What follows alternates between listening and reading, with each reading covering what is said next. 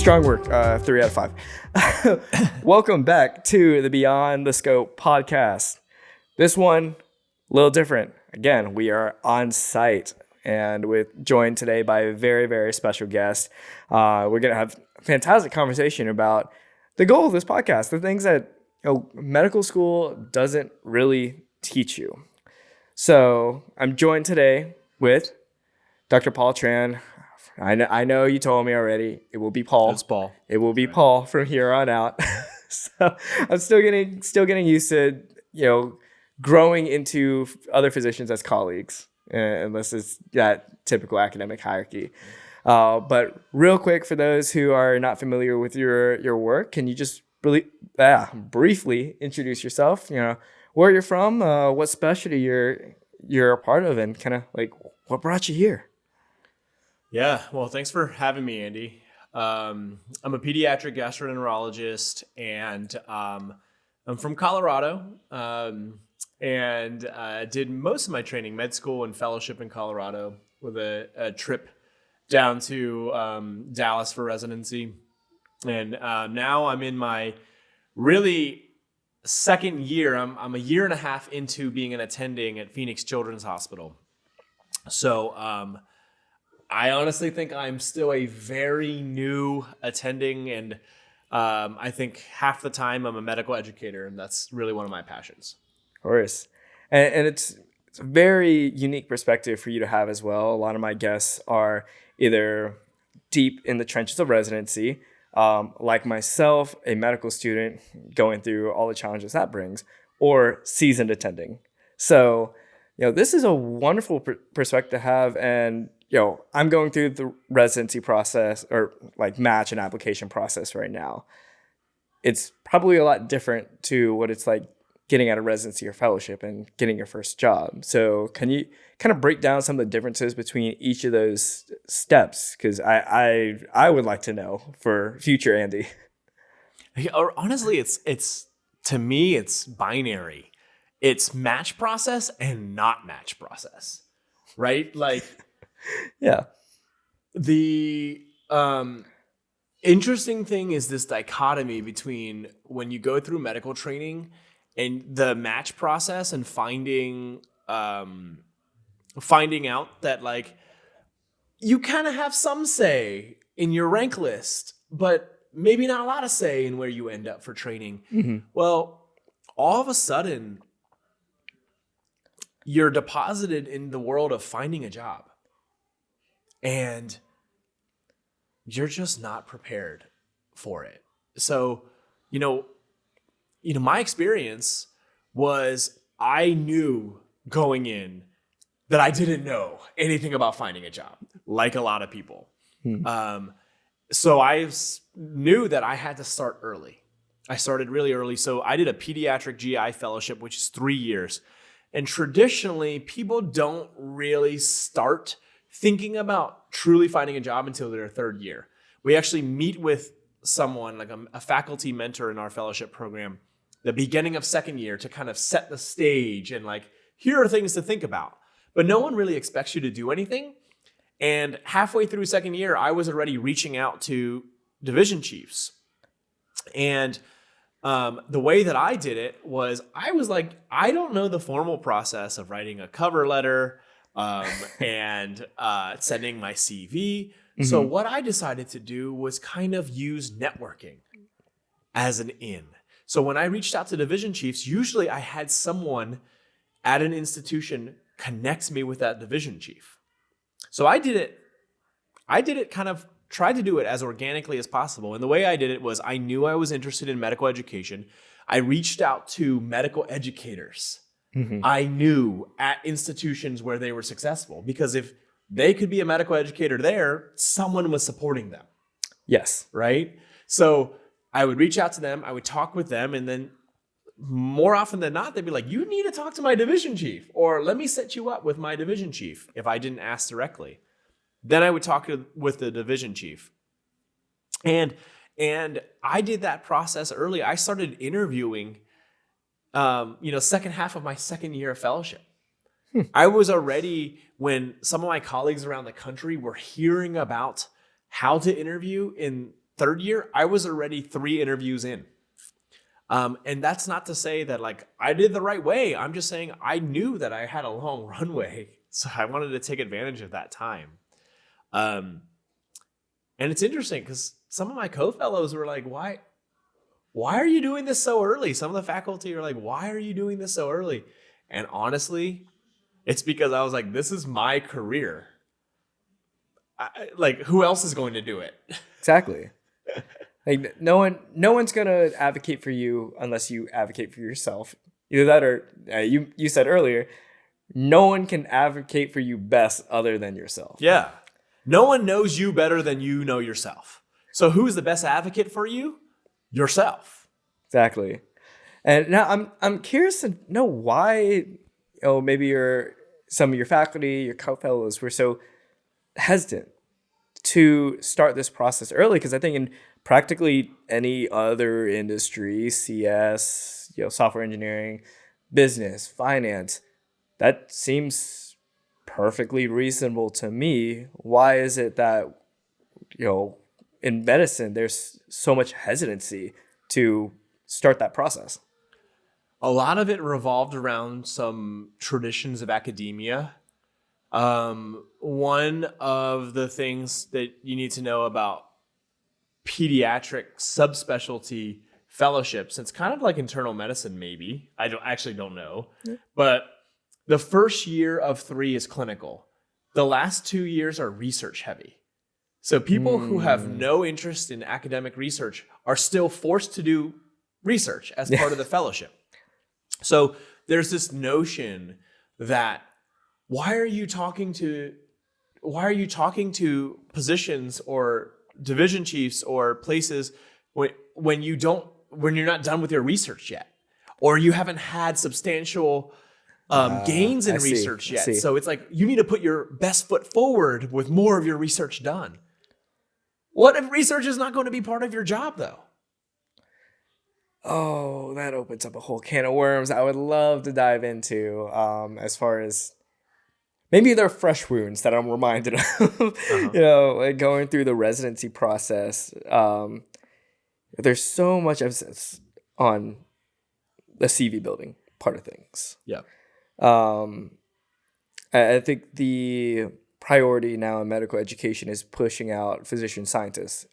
Yeah. And less so, how do we make this person the best clinician as possible? Which, I'm not going to say isn't necessarily a good or bad thing. I mean, research is how we get the medications, the protocols that we have to be a good clinician. But, at the end of the day, they prioritize a lot of these things that don't really teach you soft skills. Mm-hmm. A lot of the things that I've learned and have been a huge part of my residency interviews have nothing to do with research applications. So, I don't think that will necessarily change once you get to the attending level when you're applying for a job. How often do you think a research paper is the thing that's going to get your foot in the door? I mean, it might be a topic of conversation or to connect you with people who are like-minded or trying to explore similar things. But yeah, what percentage of a given specialty are going to practice in an academic center producing meaningful academic research? It's a minority. Mm-hmm.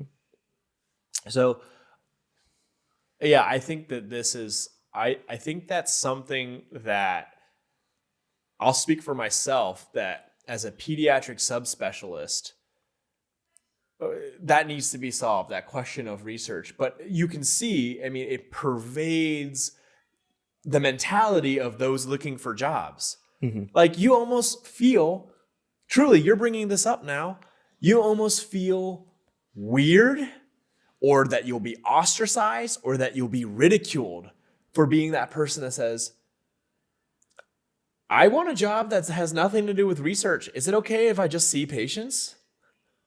Yeah, it's like, is that okay? What do you mean, is that okay? It should be okay. It absolutely should be okay, and it is okay. And I think that we're so steeped in this culture that people are afraid to say, well, I don't see this as a meaningful part of my job. So in lieu of, I guess, you applying, I'm gonna use quotation marks, early for jobs, and you don't have the completed research projects that so many of your faculty and co-fellows would desire to have on there. What did your application look like for you then, kind of as you were on the job search? I would say, to answer that question, I have to share what I think is the absolute most important thing to do before you start looking for jobs, which is to sit down, to reflect, and to write a mission and vision statement for yourself. Because I knew very clearly that traditional academic research, bench, clinical, translational research, was not going to be a part of my career because of my desire, my inclination. I just know that I knew that wasn't going to be a part of my career, but I knew that medical education would be. That is what gets me to wake up every day excited about my job. That's what fills my cup. That's what makes me, even if I'm exhausted at the end of the day, I look back and I'm like, wow, today was a great day. I made a difference today. I knew that was going to be lasting, sustaining, and ultimately like the best for my career. So I wrote that down. I wrote a mission and vision statement. I wrote down in my mission statement what I wanted everything to be filtered in for the rest of my career.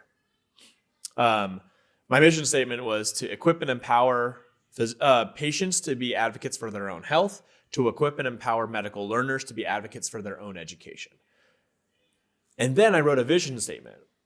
What are the ways that I see that being realized in the future? Okay. So my vision of carrying forth that mission would be ultimately something like a clerkship director role, or a residency associate program director or program director, maybe a fellowship leadership, maybe ultimately, potentially the dean of clinical education or something like that. I put kind of aspirations on there. I put, where do I feel like my clinical expertise is? For me, I felt inclined towards GI inpatient medicine, hospital medicine. I felt inclined towards procedures, so I wrote that down. I felt inclined towards preceptorships of clinical learners, so I put that down. So I almost put together a potential schedule of like what my week could look like, what my role would look like, and that was like my vision or potential framework of what my career would look like to fill that mission statement. Okay. And so it was very structured and goal oriented. 100%. How often do you think medical students or medical trainees do that? I don't think often at all. That's why I think it's one of my biggest, my biggest piece of advice, because I don't think that many people do that. And I know for a fact, actually, because of the response that I got, was kind of surprised. Like, oh, so, and by the response I got, I met with my division chief to kind of have a career exploration. I called it career exploration. It was really like, I want to see if there's a job for me meeting. And he was like, okay, what are you about? What do you think your job could look like? And I slid across the table this 3-page printed document with my mission and vision and everything. And he would ask me a question. I'd say, refer to page 2. What do you think? Where do you think that this could fit? We have people who do this. I said, look at page 3. I think it's like bullet point 6. Bullet point, yeah, exactly. Yeah. 6B right here. So the surprise that I got and the reception I got, and just that from a couple of individuals, was kind of affirmation of like, hey, you're doing the right thing, but also no one really does this. But it sounds like a good thing then, to stand out in the best way possible by doing the things that I guess yes, in our field is maybe surprising, but I think you mentioned earlier in our conversation over lunch where, the chief division or department head or something walked away from that conversation after you slid across the many pages of your mission statement going, he's very well organized, detail oriented, and I think he'd be good. Yeah. And your mentor was like, now you're realizing it? Yeah. And so it's that shock factor of, wow, you're operating like you've had a job before. It is funny you say that, Andy, because what I think, if I could summarize everything that we kind of talked about and like everything that I'm realizing now in a tagline, it's we all in medicine, or at least medical learners, all we think about is the career and we don't think about the job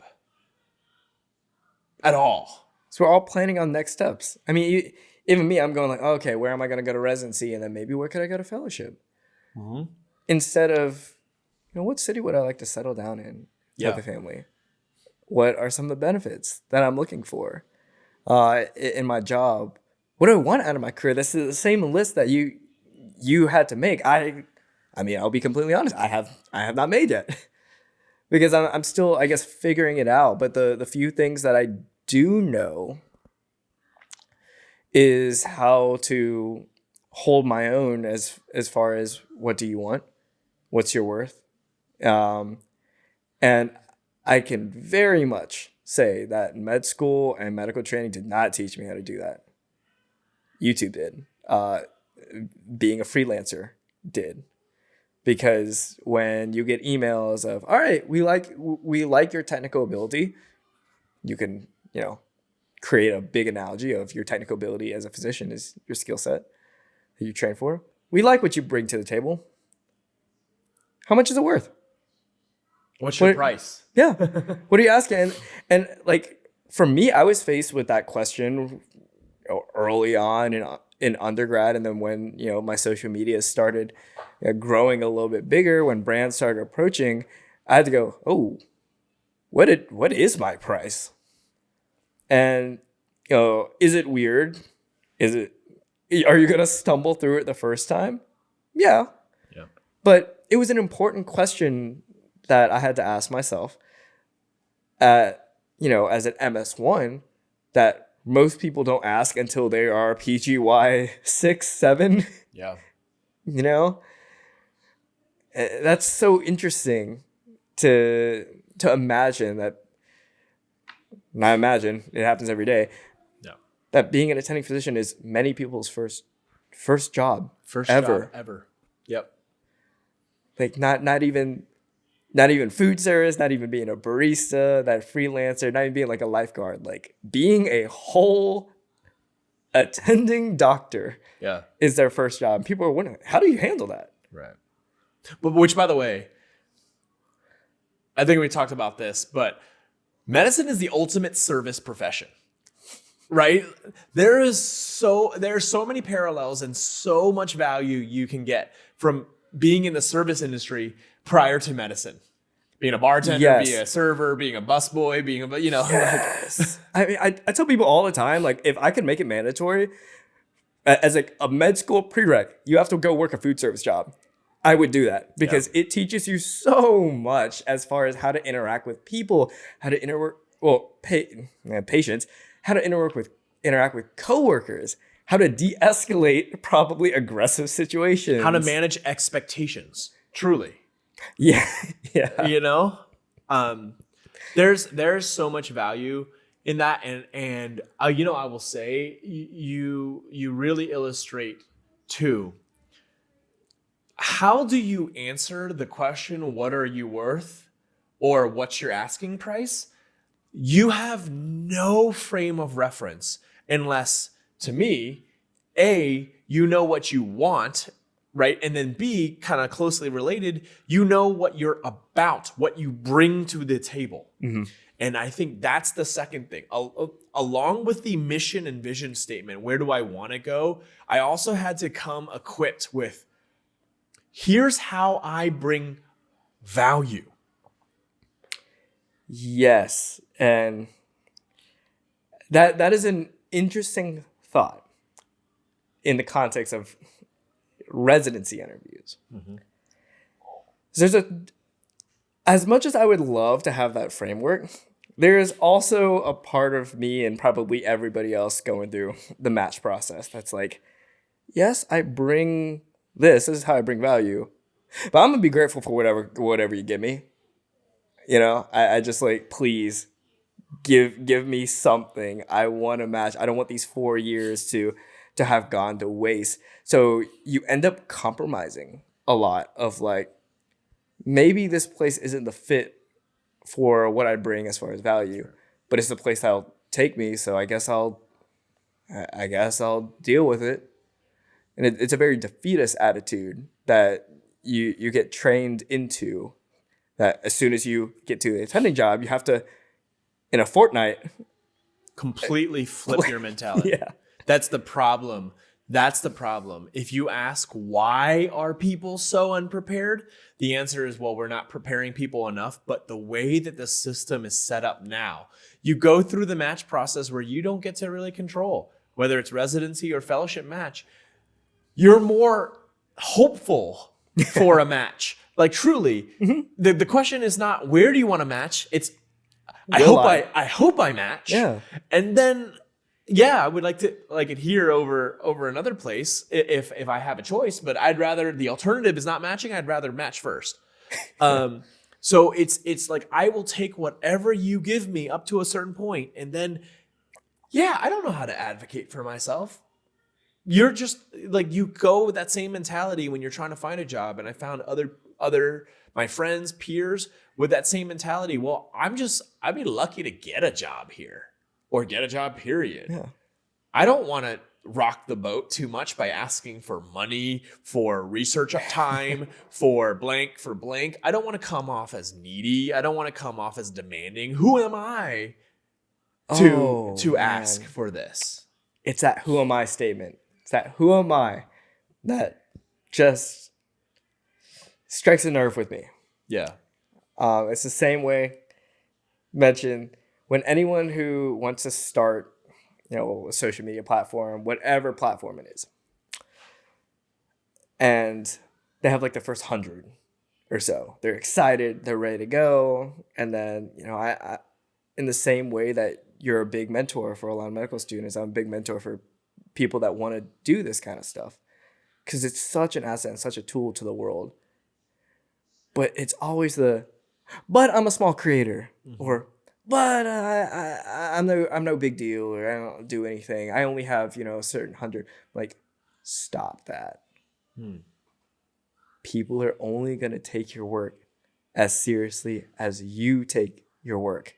If you have already discounted yourself off the starting blocks, who is going to take you seriously when you make, make your priorities known? Yeah. And so I completely lost my train of thought. No, it essentially, you're not giving yourself a chance to succeed if you're crippling yourself or diminishing your value before someone else can see your value. Yes. And I think that's another practical. That's the next step of practical advice. 1, know what you are looking for, mission and vision statement. 2, know what value you bring. What skills do you actually have that provide value? So, for instance, I'll talk about the world of gastroenterology. Pediatric GI, there's something called video and pill cams, or video capsule endoscopy. It's a skill that fewer people are graduating with. So to be able to have that skill coming out was something that I listed at the time as like something I want to develop and bring value to, because not many people are bringing this value. So that's one thing. What are ways that, like, I'd be willing to take more call? That provides value to your institution, to your group. If you think about that, listing them out, and then that bridges the gap for negotiation. There's things that we don't get taught. My friend, and someone I've thought of as a peer mentor gave me the advice: when you are negotiating, you say, this is how I bring value, or this is what you want me to do. We mutually are agreeing to do this thing, build this program, whatever it is. I need the tools to succeed at that mutual goal. That's a fantastic way to pose a question. Yeah. So you're not just asking for time. You're not just asking for money. I think it's really hard when you're like, well, I know I needed to negotiate, so I'm just going to ask for more money for this position. The question will be, why? Why do you deserve more money? Why do you need protected time? Why do you need a research assistant? Why? And using his advice, it would be, we seem to share the same goal of developing an education program. You want me to develop this education program. I cannot succeed at developing a program unless I have time, or I'm compensated for extra time that I'm spending, or help, like an administrator, a research assistant, whatever it is. So that gives you a foundation for actually asking for things instead of just being like, well, I want more stuff, because that's how we negotiate. Yes. Yeah. Very, very specific things. That is such a good way to approach any negotiation, any conversation, really. And something that we're not used to as students at all. I mean, even for a lot of the projects that, I've done with the school as far as video things, part of it's fun. But then in this conversation, I'm realizing, wow, I did not really advocate for myself. Of, hey, you want me to make this project, do this. But I didn't feel comfortable asking for the resources, time, to make it look as good as it probably could have been. It was, I'll figure it out. I'll wing it. I'll make it work. And as a creative, there is a charm in that, for sure. Yeah. But it's not necessarily something I want to be doing every single day of my career, especially in medicine. Yeah. So I kind of realize the importance now, saying not just the skill set I bring, but how can we together as a team, what are resources that you have that you could bring to the table that we can succeed together? Yeah. Yeah. How are we going to partner in achieving this mutual goal? Right. I think that's the question.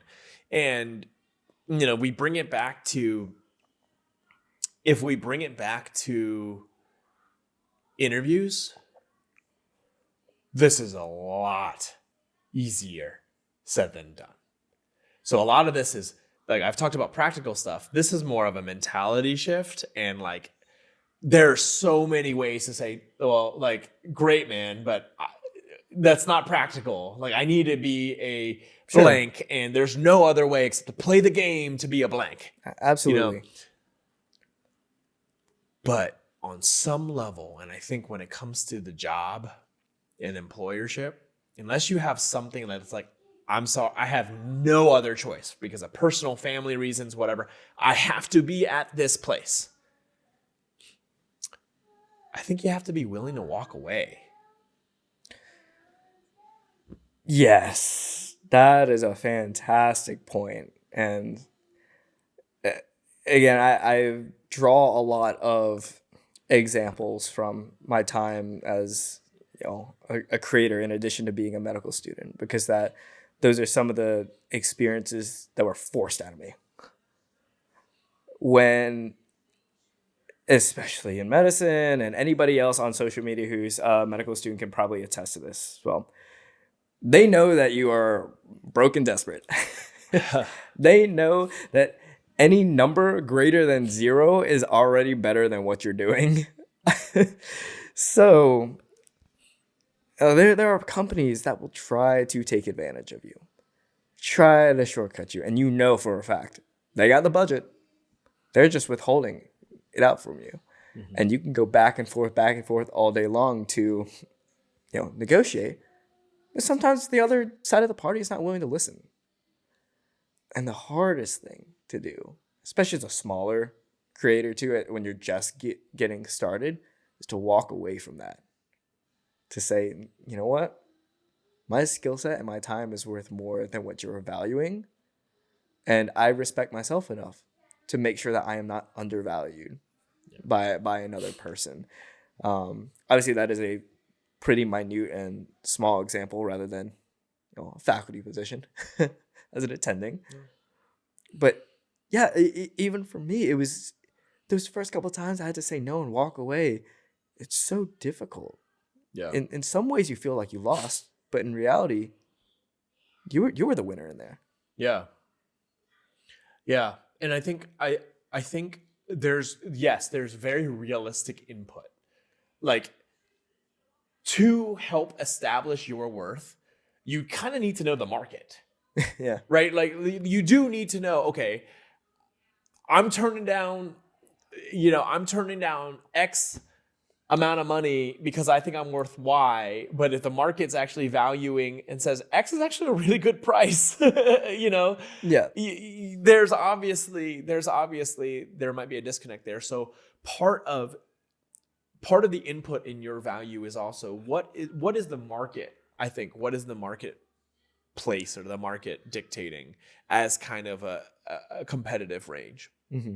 And then, well, I think I bring value more than the average, right? Or mm-hmm. then you can kind of frame it that way. But I do think you need data that is hard to get sometimes.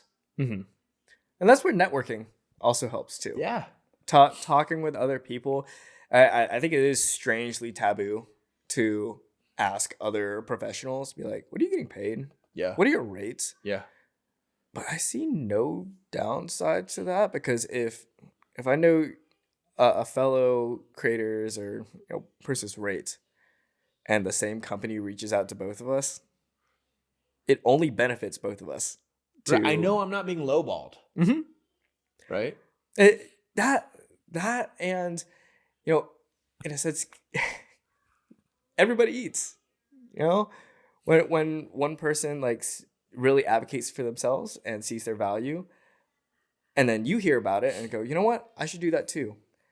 As a whole, the floor is raised. Yeah. That's not bare a zero-sum game. Yeah, that bare minimum is raised and everybody wins if you're able to network and advocate for yourself as a whole, because that sends a humongous unified message to employers that, hey, you need to value the skill set that we bring.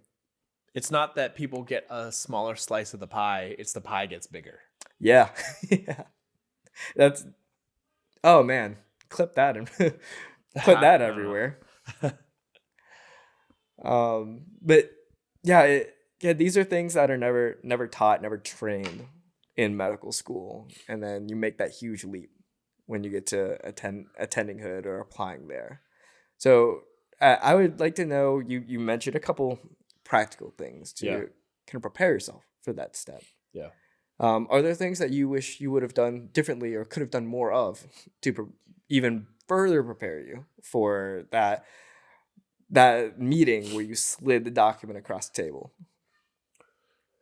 No, I honestly don't think so. I think I did it on that timeline. There are things I learned in the process, but I did it so early that I had the time to explore. Here's the thing.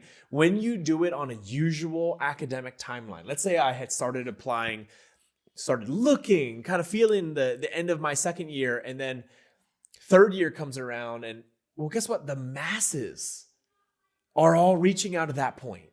Mhm. So you don't look any different. You don't distinguish yourself. Even if your resume is distinguished, you're just one in a stack of 10, 20, 30 applicants or applications. Whereas, okay, going back to your question, why did people say raise resistance to applying early? The other thing was, well, what if you reach out and they say, well, I don't know about jobs yet. I don't know yet. It's still too early. I don't know about job opportunities. That was actually raised by almost every single person that I talked to. And I would say, so what? Who cares if they don't have a position yet? I go through the whole process. I might interview. I might actually have those conversations. And guess what? My application, my portfolio folder gets put on their desk. And sure, it might collect dust, but it's at the top of their list. So now, in 6 months, in a year, if that division chief is like, you know what, I wasn't looking for an educator, but I've come around. I think I'm looking for someone that's trying to build programs now, or blah blah blah. Hey, I remember Paul. Oh, Paul's like a great person to fill this role. Slide your folder from the top of the list right on. You don't have to go through that whole process now. So to me, I don't think that's a good. I don't think that's a good counterpoint to not reaching out early. Well, I mean, it doesn't even sound that bad. If the worst they could say is, I don't know yet. Yeah. Why not? Or not right now. Not right now. Yeah. We're not looking for someone right now. If that's the worst that you could get, why not do it? Right. I honestly think I don't think I would change very much about what I did, and I would just urge people to really push. If your mentor, if trusted people are telling you, not yet, don't reach out yet, I would ask why. I would get clear reasons why. What is the harm? And there might be very real valid reasons to not do it. There might be harm. So that's why I would ask, though. I wouldn't just say, okay, well, I won't. Okay. That is a wonderful asterisk. Yeah. Put by the conversation. Yeah. Don't listen to some random guy and my one experience. I'm just saying, there may be some value in reaching out early. There may be some value in in following these kind of practical pieces of advice, because you might see that wow, I can get things prepared to talk about myself, to advocate for myself better, the earlier you do it. So any other lasting words of encouragement for the fellows or residents that are just about to enter this journey? Maybe they are sitting in that third year, wondering, okay, time to get started, but this is also my first time going for a job. It's going to be a little bit anxiety inducing. Don't have that loser's mentality of who am I? Don't have that mentality of I'll take whatever they give me.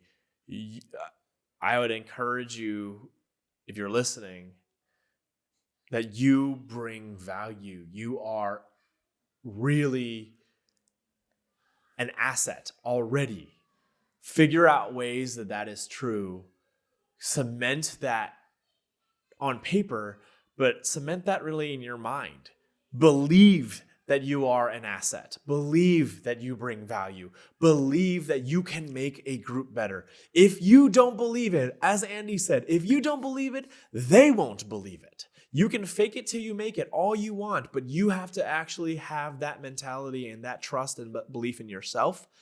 When you have that, then find the ways to build the framework around that. Hey, I have the belief now that I bring value. I need to better communicate that I bring value. Follow these tips, write it out.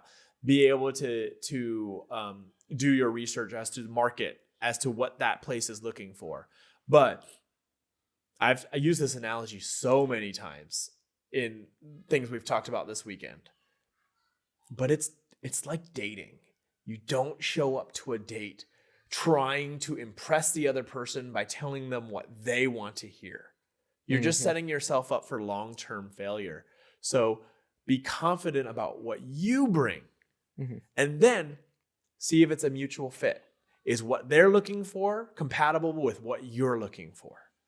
And I would say when you bring value, truly, when you believe that you bring value, you show up to the table and you're more readily, I guess you can more readily say, this program isn't necessarily what I'm looking for. And you have this lens of like, how can you impress me? Mm-hmm. How can you sell yourself to me rather than let me sell myself to you? How can I sell myself better? It's just a mentality change, but I would encourage you that you do bring value. Absolutely. Well, Paul, thank you so much for just a wonderful conversation, a wonderful weekend. You bring so much just positive experience and advocacy to, very sometimes dark and mundane field. And it's so wonderful to meet you in person. Of course, if you guys do not follow him on socials, links will be in the description. Everything. We got myself, Tyler, Paul have a lot of stuff coming out, if not already.